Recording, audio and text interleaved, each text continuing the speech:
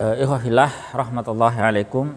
Alhamdulillah, pada kesempatan malam hari ini kita lanjutkan kembali ulasan kita di dalam kitab Al-Fiqhul Manhaji ala Mazhabil Imam Syafi'i rahimahullahu ta'ala. Masih di pembahasan tentang waktu-waktu sholat,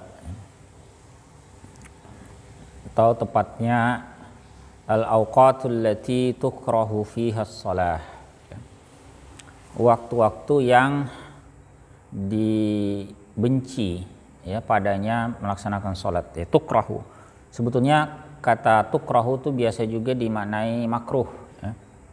Tetapi agar tidak salah paham, ya, kita terjemahkan saja tidak disukai, ya. Mengapa? Karena makruh di sini itu karohah tahrim namanya. Jadi tukrahus sholatu karohah tahrim, dimakruhkan sholat dengan kemakruhan tahrim. Apa itu karohah atau kemakruhan tahrim?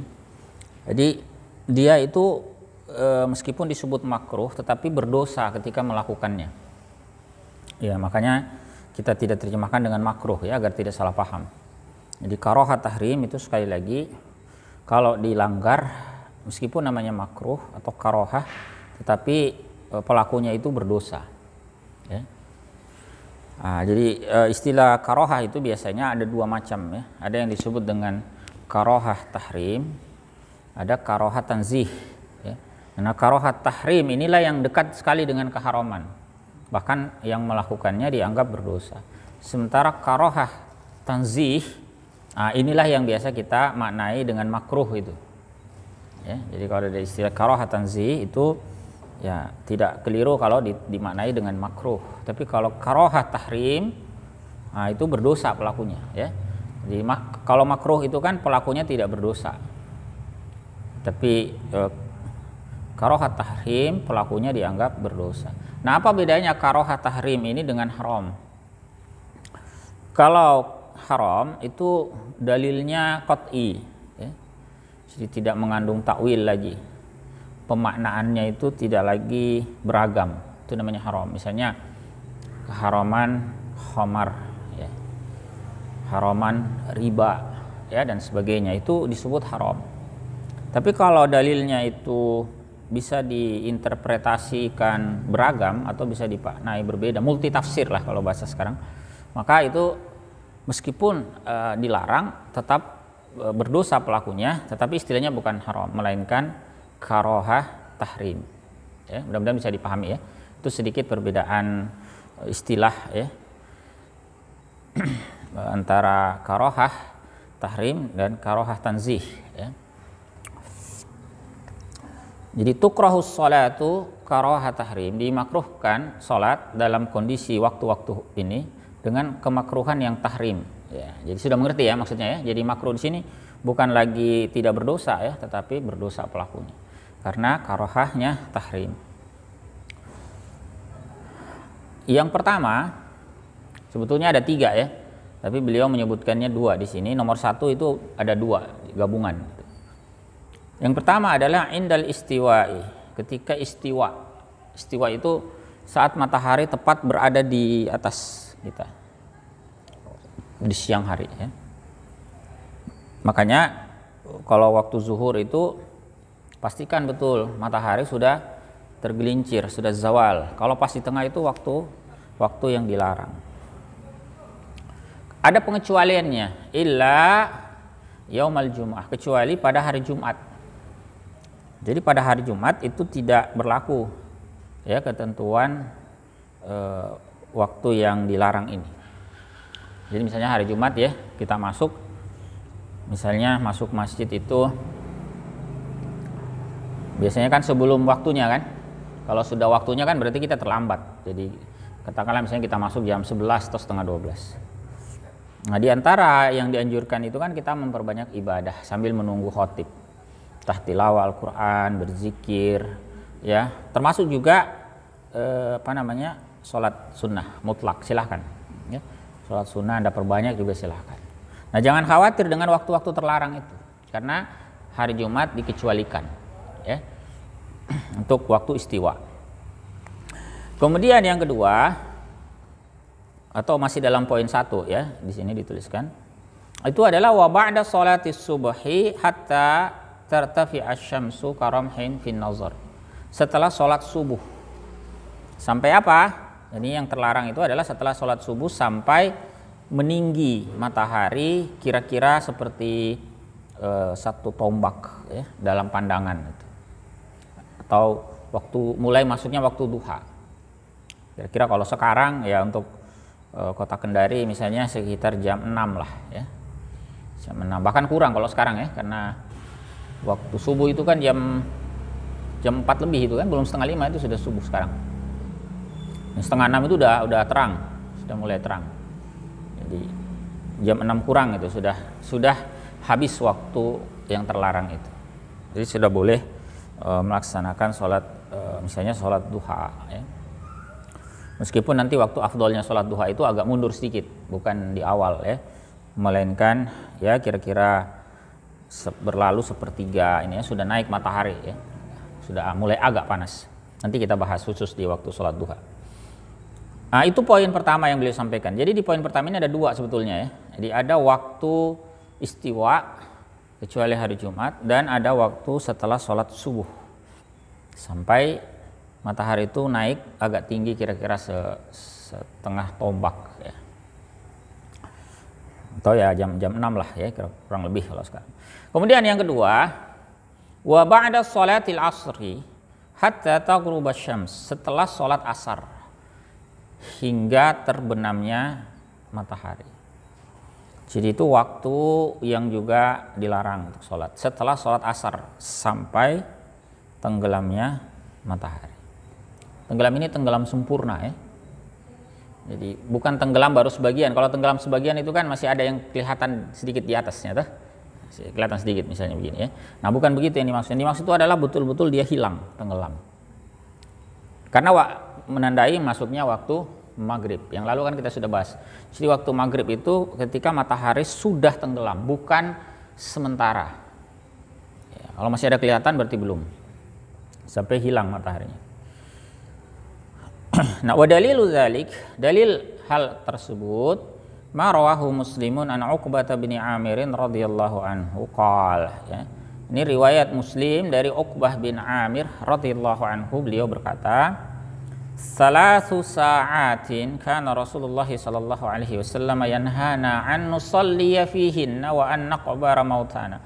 Ada 3 waktu yang Rasulullah sallallahu alaihi wasallam melarang kami untuk sholat padanya dan menguburkan orang mati ya, di antara kami, orang meninggal ya, mautana, orang yang wafat di antara kami tidak boleh dikubur di waktu terlarang. Jadi bukan hanya sholat ya, tapi juga menguburkan jenazah ya. Apa 3 waktu itu ya? Yang pertama dalam hadis riwayat Muslim ini adalah hina tatlu'u syamsu bazighatan hatta tartafi'.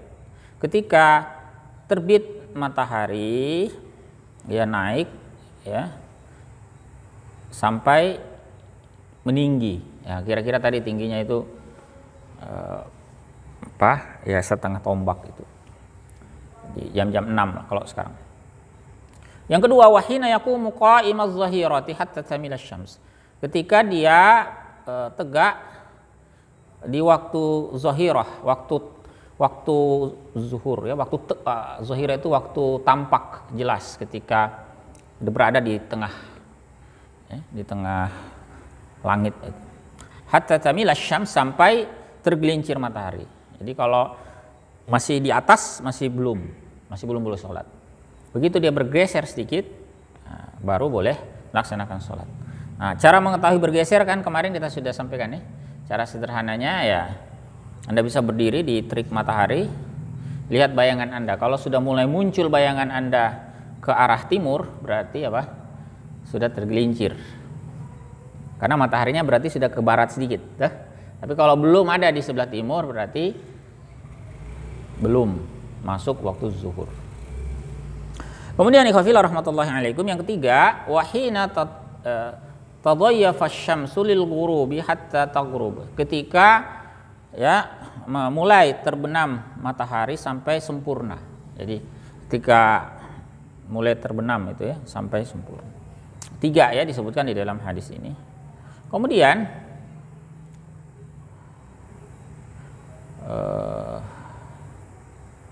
ya ini ada sedikit penjelasan ya tentang beberapa kosakata tadi dalam hadis. Bazighatan itu maksudnya al-muradu awwalu zuhuri qarsiha. Ketika yang dimaksud itu adalah awal mulai tampak bulatan matahari itu. Jadi mulai terbit lah. Itu namanya bazighah. Kemudian waqa'imaz zahira dalam redaksi tadi itu asluhu, asal kata ini annal ba'ira yakunu barikan fayaquma min syiddati harril ardi. Asalnya bahwa unta hewan unta itu yang sebelumnya barik itu apa ya? Sedang duduk ini ya, bukan duduk juga. Kalau duduk itu kan pantat, dia tangan kakinya itu di bawah semua. Apa itu namanya? Apa namanya? Kalau unta itu dia orang Arab itu sebutnya barik. Jadi semua kaki dan tangannya itu ya semua kaki kan dia. Empatnya itu turun ke bawah. Jadi semua badannya itu menempel. Nah, itu ini maksud dengan barikan. Duduk lah ya mungkin ya. Kita sebut duduk, tapi jangan dibayangkan duduk seperti manusia ya. Kalau duduknya kita itu kan pantat saja yang menempel. Nah, ini semua bagian bawah tubuhnya. Nah, itu namanya barik. Nah, awalnya dia barik, kemudian fayaqumu min syiddati harril ard. Lalu dia berdiri karena sangat panasnya tanah itu. Nah, jadi tepat pada siang hari itu kan sangat panas. Nah, itu unta itu mulai bangun. Nah, waktu itu kemudian disebut oleh orang Arab sebagai qa'im az-zahirah. Qa'im az-zahirah. Qa'im itu berdiri. Dari kata qama yaqumu, fa'ilnya disebut qa'im. Jadi qa'im di waktu zahirah. Nah, itu maksudnya adalah unta mulai berdiri. Fasara yukna bihi an syiddatil har. Ya, lalu dibuat sebagai kiasan. Kata itu dibuat sebagai kiasan karena panasnya karena sangat panasnya keadaan saat. Jadi puncak panas itu kan di jam-jam segitu ya. Kemudian ada kata tamil itu maksudnya adalah ya an wasatis sama. Dia tergelincir dari tengah langit. Jadi sudah zawal. Kemudian ada kata tatadayyaf maksudnya adalah tamilu musfarratan wa taqrab minal qurub. Jadi dia mulai condong berwarna kekuningan menjelang terbenamnya. Nah, itu 3 waktu yang disebut. Jadi waktu setelah subuh, kemudian istiwa di tengah siang, kemudian setelah asar. Nah, namun ikhwafillah ada catatan yang perlu dipahami ya tentang waktu yang terlarang ini. Wa hadhil karahatu illam yakun lis-sholati sababun mutaqaddim. Ini ya kemakruhan ini atau karohah tadi, karohah tahrim ya. Itu kalau sholat tidak mempunyai waktu yang tidak mempunyai sebab yang mendahuluinya. Atau kalau kaitannya dengan jenazah, autu ummidat dafnu fiha, atau memang disengaja ya untuk menguburkan di waktu itu. Wa amma iza lam yuta'ammad fiha dafn wa ja'a ittifaqan. Adapun jika tidak disengaja untuk menguburkan pada saat itu, kebetulan bertepatan. Jadi misalnya direncanakan penguburan itu ba'da zuhur. Berangkat dari masjid ba'da zuhur, ternyata macet jalanan. Jadi ini kan diperkirakan jam 2 itu sudah sampai di lokasi pemakaman. Ternyata karena macet ya, akhirnya ba'da asar baru tiba. Nah, ini tidak mengapa kalau yang seperti ini ya. Jadi Nabi SAW tadi melarang itu bukan yang demikian, yang memang disengaja ya, kita kubur dia habis asar misalnya, bukan begitu. Itu yang tidak dibenarkan. Adapun kalau kebetulan ya, bukan direncanakan, bukan disengaja. Au kana lis-sholati sababun mutaqaddimun ka sunnatil wudu'i wa tahiyatil masjid wa qada'il faitah. Atau untuk sholat itu ada sebab yang mendahului ka sunnatil wudu', seperti sunnatul wudu'. Sunnatul wudu' itu kan berarti sholat sunnah yang kita itu dianjurkan mengerjakannya setelah wudu. Berarti wudu dahulu baru dianjurkan sholat. Wa tahiyatil masjid, juga tahiyatul masjid begitu. Itu ada sebabnya, apa itu? Kita masuk masjid. Kita masuk masjid disunnahkan untuk sholat. Jadi ada sebabnya. Demikian pula wa qadha'il faitah, mengqadha sholat yang terlewat. Misalnya ada orang lupa tadi sholat. Termasuk sholat sunnah ya, nanti ada dalilnya itu sholat sunnah. Jadi dia kerjakan setelah asar. Nanti kita lihat dalilnya ya. Boleh kalau ada sebabnya. Fa innahu la karahata fi dzalik. Sesungguhnya tidak ada karahah, tidak ada larangan dalam hal itu. Kalau ada sebabnya ya, atau tadi kalau kaitannya dengan jenazah memang tidak disengaja, kebetulan. Nah, apa dasar di pengecualian itu ya, bahwa dia tidak makruh atau tidak karahah? Wa yadullu ala adamil karahah, yang menunjukkan tidak adanya karahah ma rawahul Bukhari wa Muslimun an Anas radhiyallahu anhu anin Nabi sallallahu alaihi wasallam. Ini adalah riwayat Al-Bukhari dari ya, Al-Bukhari dan Muslim dari Anas radhiyallahu anhu dari Nabi sallallahu alaihi wasallam. Nah, Nabi pernah mengatakan, man nasiya shalah, siapa yang lupa ya satu salat, falyusalli idza dzakaraha, maka salatlah ketika dia ingat, ketika dia mengingatnya. La kafarata laha illa dzalik, tidak ada kafarat untuk itu kecuali apa? Kecuali mengganti itu saja. Kecuali salat ketika dia mengingatnya, tidak ada kafarat yang lain. Nah, kemudian beliau membaca ayat wa aqimis sholata li dzikri ya, dalam surat Thaha. Tegakkanlah salat ya karena mengingatku. Nah, faqauluhu, sabda Nabi sallallahu alaihi wasallam dalam tadi hadis itu, idza dzakaraha, menunjukkan ya dulu ala anna waqtahal masyru'a wal mutalaba bi salatiha fihi huwa waqtu dzikri. Menunjukkan bahwa waktu yang disyariatkan dan yang dituntut untuk sholat padanya, yakni pada orang yang lupa, dia lupa tadi. Nah, menunjukkan bahwa waktu untuk dia melaksanakan sholat yang dia dituntut untuk sholat, huwa waktu zikr, yaitu waktu ingatnya. Kapan saja dia ingat. Nah, wa qad yazkuruha fi ahadil awqatil manhi anha. Padahal kadang-kadang dia mengingatnya, bisa saja dia mengingatnya pada apa? Salah satu waktu yang terlarang. Tadi itu. Bagaimana kalau dia ingatnya misalnya pada subuh? Ah, berarti apa?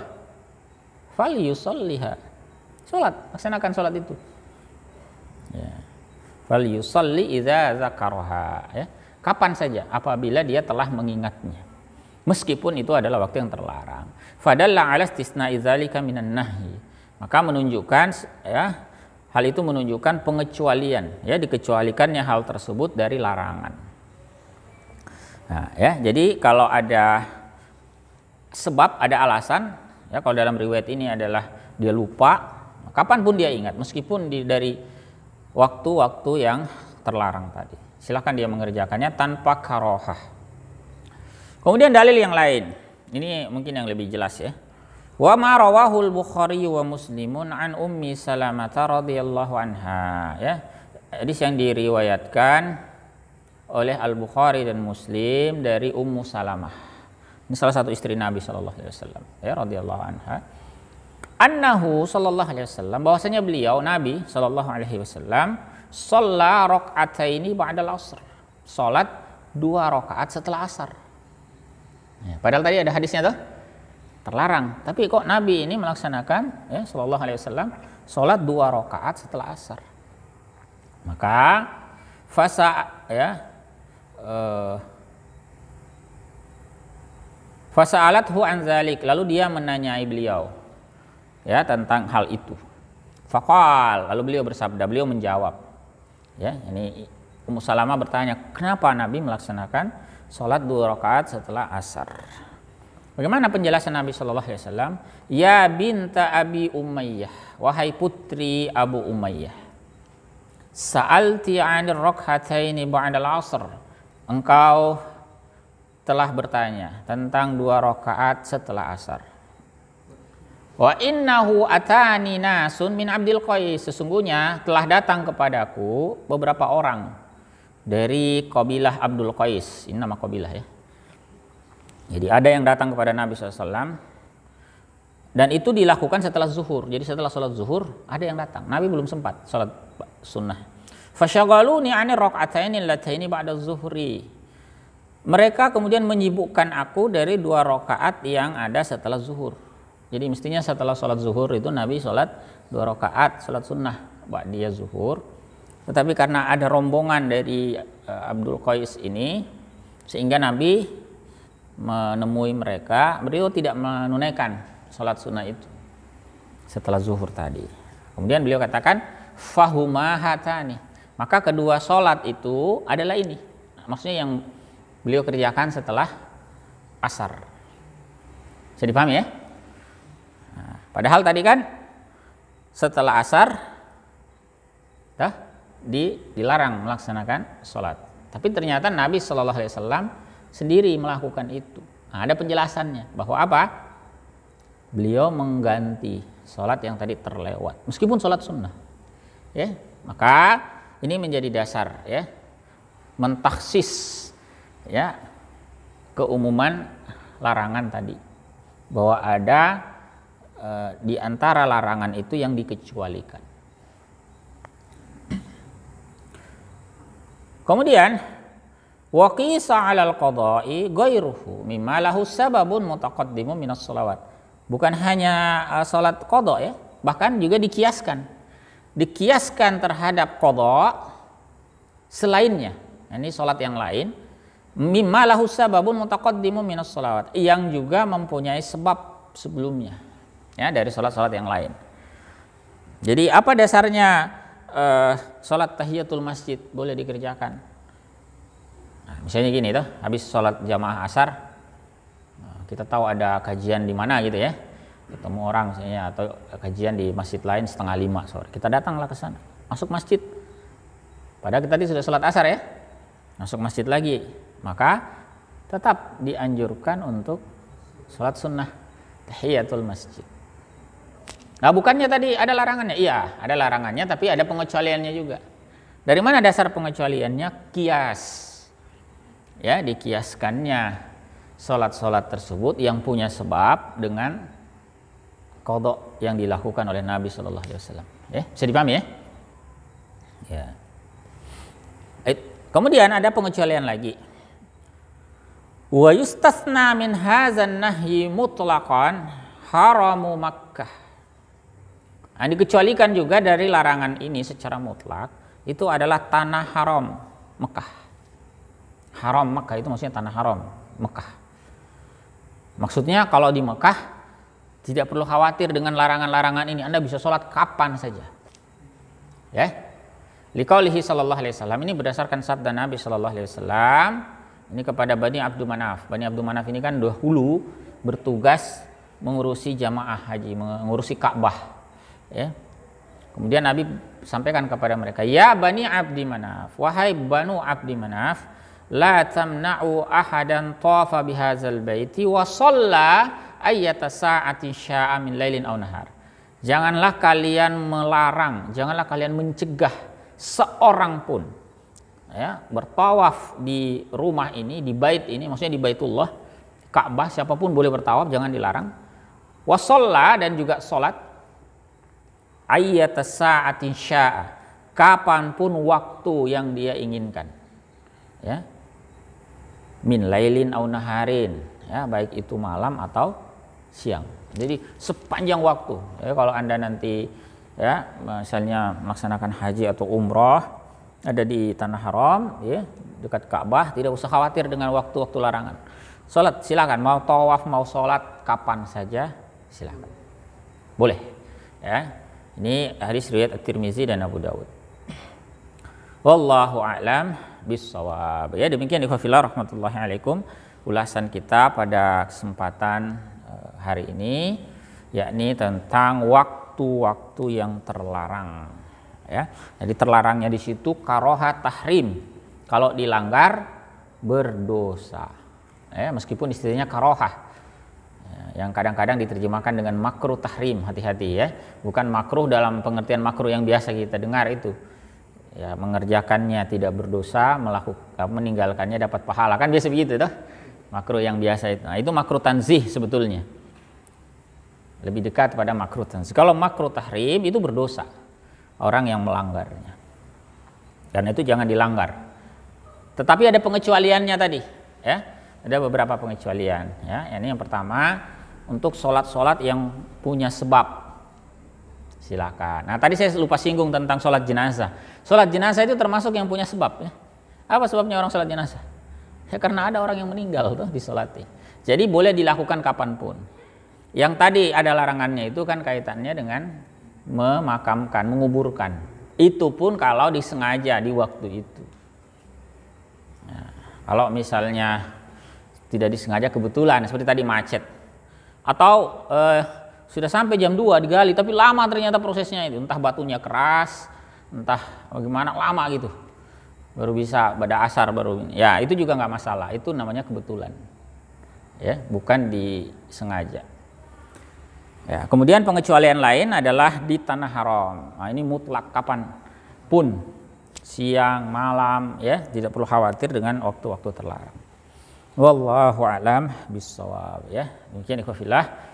Kalau ada hal-hal yang ingin didiskusikan, kami persilahkan, ya. Boleh menyampaikan secara langsung, boleh juga memanfaatkan kolom chat yang tersedia. Kalau ada, ya. Recording stopped.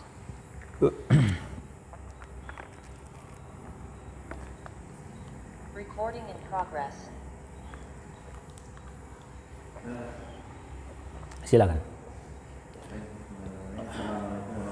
Waalaikumsalam warahmatullahi wabarakatuh.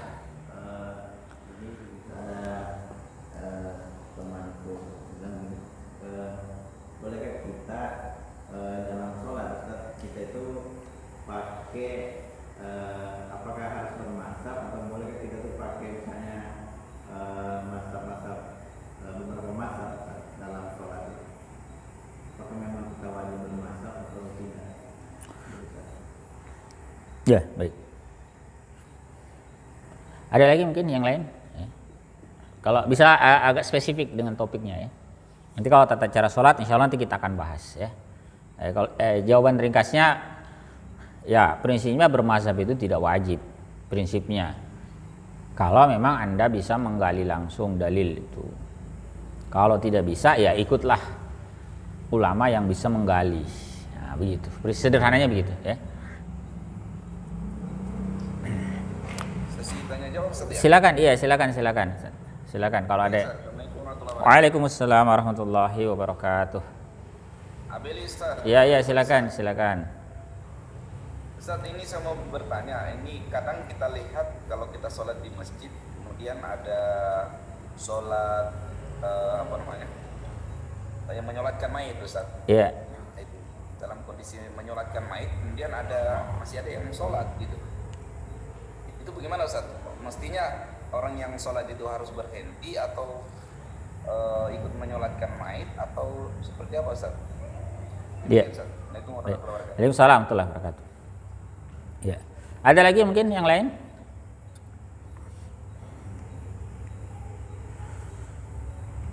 Baik, kalau tidak ada kita tanggapi, ya.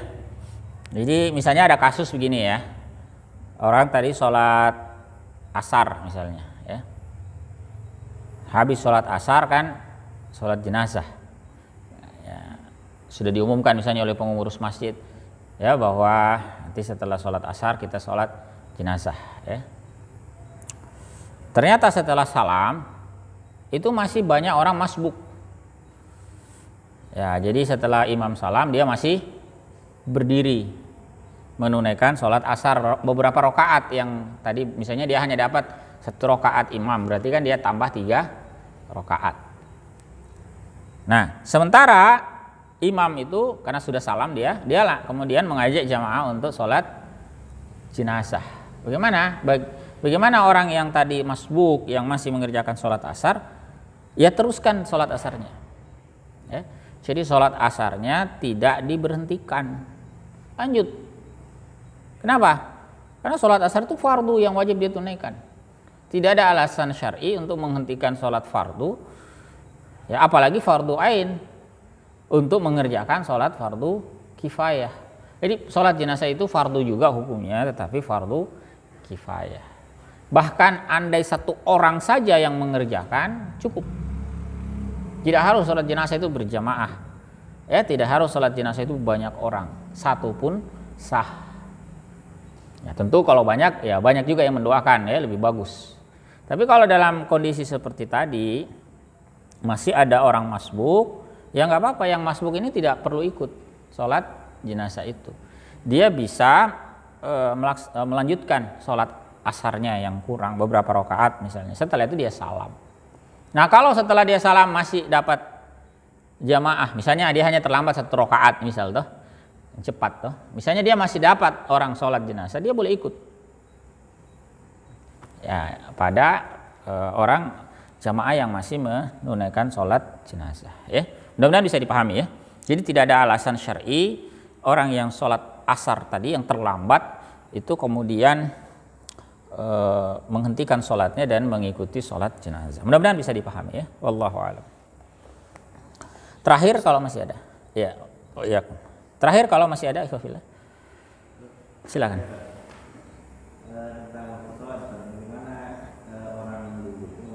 Bagaimana orang dulu waktu sebelum ada jam seperti sekarang ini, kalau misalnya seperti hujan Ustaz, kayak tadi misalnya hujan terus gelap semua, bagaimana menentukan waktu sholat? Diperkirakan. Jadi tidak usah meragukan kemampuan orang dulu. Orang dulu itu memiliki kemampuan yang luar biasa, yang bisa jadi ilmunya tidak kita ketahui ya. Bahkan di tengah laut yang terombang ambing gelap gulita saja mereka tahu mana utara, selatan, timur, barat. Tahu bagaimana caranya, entah melihat angin kan, entah merasakan ini ikan bergerak kemana, macam-macam itu caranya ya. Jadi sebetulnya ada ilmunya ya, ada ilmunya menentukan waktu sholat itu dengan melihat apa, tanda-tanda. Dan memang aslinya kan begitu, melihat tanda-tanda terutama yang berkaitan dengan matahari kan. Sholat itu kan begitu toh. Subuh itu kan kaitannya dengan terbit fajar sampai terbitnya matahari. Nanti zuhur juga ketika matahari ada di tengah bergeser sedikit. Asar juga ketika panjang bayangan itu nanti 2 kali panjang bendanya. Itu kan berarti berpatokan ke matahari juga. Maghrib tenggelam. Sampai kapan maghrib? Sampai hilang awan merah. Masuk isya. Begitu. Yang tidak pakai matahari itu cuman akhir waktu isya. Pakai juga karena subuh kan, batasnya kan subuh ya. Nah, batasnya subuh berarti pakai juga. Jadi semua pakai matahari. Nah, gimana kalau mataharinya tidak kelihatan? Ya, mereka bisa memperkirakan. Ya, menduga kuat berdasarkan pengalaman empiris yang pengetahuan ya. Jauh sebelum kita mengenal aplikasi ini, orang itu sebenarnya sudah mengenal jam sebetulnya ya. Bahkan jam itu kan peninggalan peradaban Assyria. Ini sudah lama sekali itu. Jauh sebelum kita kenal itu Romawi, Persia itu. Cuman dulu kan modelnya jam pasir ya, mungkin pernah lihat itu kan. Jadi jam itu sudah lama. Cuman belum ada angka seperti yang kita kenal sekarang ya. Digital itu belum ada. Di masa dulu itu masih ya model jam pasir, tapi mereka tahu bahwa kalau ukurannya segini sekian jam. Jadi adalah ilmunya mereka. Tapi sekali lagi prinsip dasar menentukan waktu sholat itu adalah dengan berpatokan kepada matahari ya. Kalau terhalang baru menggunakan cara-cara yang lain, pengetahuan yang mereka sudah ketahui ya, berdasarkan pengalaman. Itulah salah satu anugerah Allah Ta'ala kepada manusia. Manusia itu dibekali oleh Allah dengan kemampuan berpikir, kemampuan dia mengelaborasi berbagai pengetahuan, lalu mengekstrapolasikan data yang sudah mereka tahu, sehingga bisa memprediksi, oh ke depan itu nanti begini. Ya, jadi terhalang mendung sekalipun bisa. Begitu. Tapi paling parah kalau memang tidak ada tanda-tanda sama sekali, kita mengalami itu ya, misalnya kita terjebak di dalam gua misalnya, nggak bisa lihat matahari kan, jangankan jam, siang malam saja kita nggak tahu karena gelap semua. Nah, dalam kondisi separah itu kita memperkirakan saja. Kita cukup memperkirakan. Apa dasar perkiraannya? Ya, dugaan saja. Oh, ini sekarang subuh, kita sholat subuh. Kita perkirakan beberapa jam kemudian sekarang zuhur. Kemudian maghrib, asar, setelah itu maghrib. Begitu. Jadi perkiraannya ya semampu yang dia bisa. Karena memang kaidah usul itu bagus sekali ya. Ada kaidah usul itu perlu Anda ingat. Iza dhaqal amru tas'a. Kalau perkara itu sudah sedemikian sempit, maksudnya karena sedemikian sulitnya dikerjakan, maka iza dhaqal amru tas'a, dia nanti akan melapang. Ya, artinya akan ada hukum syariat yang datang untuk melapangkan kondisi yang sempit itu. Nah, di gua nggak bisa lihat kiblat, gimana nggak tahu? Perkirakan, jadi mudah tuh, nggak repot malah, ya, diperkirakan. Ya, jadi banyak itu namanya pembahasan rukhsah, ya, keringanan. Wallahu a'lam bishawab, ya. Jadi ini menunjukkan sekali lagi ikhwafillah rahmatullahi alaikum bahwa syariat kita ini, syariat Islam itu memang dirancang sedemikian rupa oleh Allah Ta'ala untuk bisa dikerjakan oleh manusia. Jadi tidak ada syariat itu yang mustahil, itu tidak ada. Bahkan Allah sudah tegaskan di akhir surah Al-Baqarah itu, la yukallifullahu nafsan illa wus'aha. Allah itu tidak memberikan taklif, tidak membebani satu jiwa kecuali sesuai dengan kemampuan. Jadi semua syariat yang Allah tetapkan untuk kita laksanakan itu bisa kita kerjakan, mampu kita. Jadi jangan ada secara paradigma kita berpikir begini, wah itu syariat mustahil diwujudkan. Tidak boleh begitu. Tidak mungkin Allah merintahkan kita sesuatu yang mustahil, yang tidak mampu kita kerjakan. Kalau Allah perintahkan kita sholat dalam berbagai keadaan tadi, itu berarti memang kita mampu menunaikan itu. Allah perintahkan kita menutup aurat, pasti Allah tahu kita mampu melaksanakan itu. Demikian pula dengan seluruh aspek hukum syariat yang lain. Hukum-hukum seputar ekonomi, politik, sosial, pendidikan, yang sedemikian banyak itu, yang kadang ada muslim yang pesimis. Mungkinkah kita bisa menerapkan itu? Bukan hanya mungkin, pasti. Karena tidak mungkin Allah memerintahkan kita sesuatu yang tidak mungkin. Allah hanya memerintahkan kita sesuatu yang pasti bisa dikerjakan. Ya, wallahu a'lam. Cukup ya? Oh, ada satu nih pertanyaan di kolom chat ya. Ada kawan, ya, ada pertanyaan ya. Ada kawan pulang kampung naik kapal laut, memasuki sholat subuh. Dia mabuk berat, mabuk laut. Nah, masuk kamar kecil kapal kayu yang masih terombang-ambing. Kawan ini berusaha untuk sholat subuh dan pergi berwudu. Akhirnya muntah dan perut melilit oleng, kotorannya terkena. Kotorannya terkena, ini maksudnya muntahnya mungkin maksudnya ya. Muntahnya ya. Jadi muntahnya mengenai pakaian mungkin maksudnya ya. Pakaiannya dia bilas tapi tidak bersih karena dia juga mabok laut, mau pingsan. Dan akhirnya kembali di tempat duduknya, tidak bisa bangun karena mabok laut. Dan istighfar karena tidak sholat subuh sambil muntah. Bagaimana hukum sholat subuhnya itu? Karena apa ya? Dia tidak sholat subuh. Segera diqadha itu sholat subuhnya ya, segera diganti. Jadi kalau memang kondisinya, ini sedemikian dramatis ini ceritanya ya. Kalau memang parah, betul-betul tidak memungkinkan dia melaksanakan saat itu, dia mengqadhanya di waktu yang lain. Apalagi ini dia mabok berat ya. Jangan sampai, masih mending kalau dia jatuh ke lantai. Kalau dia jatuh ke laut kasihan. Jadi kalau memang kepayahan sekali, ya dia menenangkan diri dulu sampai dia, karena gini, orang mabok laut itu bisa saja sampai kehilangan kesadarannya. Gitu. Nah kalau sudah kasus seperti ini ya memang berat ya. Jadi dia bisa beristirahat dahulu, ya, tidak memaksakan diri, beristirahat dahulu. Nanti setelah agak tenang, dia bisa melaksanakan sholat subuh. Sholat subuhnya boleh diqadha, ya. Jadi sakit yang seperti tadi, kondisi kepayahan ini termasuk uzur syar'i bagi dia ya. Kalau memang ini sakit ini ya, bukan main-main ini ya. Kalau memang dia mabuk sampai parah sekali tadi katanya ini, perut melilit apa ini bahasanya ya. Ya, mudah-mudahan bisa dipahami. Jadi segera sholat subuh setelahnya kalau dia sudah mulai normal kembali ya. Wallahu a'lam.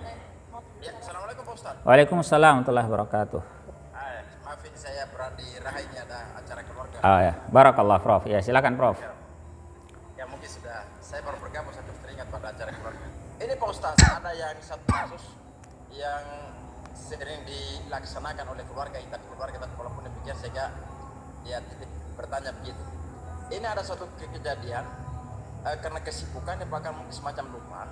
Dia lupa karena sudah mendekati asar sehingga dia tidak salat zuhur begitu. Apakah bisa salat zuhur itu di kota besok begitu di kota dia karena kelupaan. Iya. Tapi sudah mendekati asar bahkan langsung azan di masjid begitu. Langsung dia tidak sempat lagi salat zuhur. Iya. Artinya salatnya itu ya saya tidak tahu menurut informasi katanya lupa. Iya. Apakah bisa dikota untuk besok hari? Iya, baik. Apakah sekota? Iya, baik Prof. Jadi prinsipnya seperti tadi hadis yang kita baca ya, man nasiya sholatan, siapa lupa satu salat, fal yusolli idza dzakaraha, ya, maka laksanakan salat itu ketika dia sudah ingat. Nah, kapan dia ingat? Meskipun sudah waktunya lewat ya, maka dia mengerjakan salatnya saat itu. Ya, wallahu alam, bisa saja Allah berikan lupa kepada dia, baru ingat ya, sholat zuhurnya belum dia kerjakan, padahal sudah azan asar. Ya nggak apa-apa, dia segera sholat zuhur ketika dia ingat. Ya, kalau besoknya baru ingat gimana? Nggak apa-apa, besoknya baru dia sholat. Kalau besoknya baru ingat, minggu depan baru ingat, nggak apa-apa, minggu depannya baru dia kerjakan, gitu ya. Jadi jangan juga sudah ingat tapi pura-pura lupa. Nah, ini kadang-kadang jadi penyakit. Kalau sudah ingat segera kerjakan, ya. Begitu ya. Jadi bisa di kota, ya, bisa dikodok. Salat yang terlupakan, ya. Silakan dikodok ya. Nanti insya Allah untuk kodok salat kita akan bahas lebih detail pertemuan mendatang, ya. Jadi ada pembahasan khusus pertemuan mendatang insya Allah tentang i'adatus salatil maktubah wa qada'uha. Ya, kita cukupkan dulu. Ikhwafillah rahmatullahi alaikum, ya. Saya mohon maaf bila ada hal-hal yang kurang berkenan. Subhanakallahumma wa bihamdik, asyhadu an la ilaha illa anta astaghfiruka wa atubu ilaik. Assalamualaikum warahmatullahi wabarakatuh.